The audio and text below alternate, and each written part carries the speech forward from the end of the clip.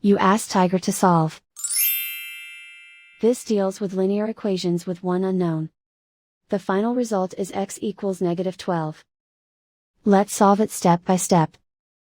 Group all constants on the right side of the equation. Add 3 to both sides.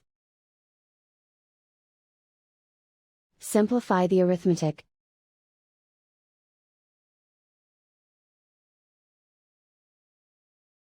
Isolate the x. Divide both sides by -0.25. Cancel out the negatives. Simplify the arithmetic. Move the negative sign from the denominator to the numerator. Simplify the arithmetic. And so the final result is x equals -12.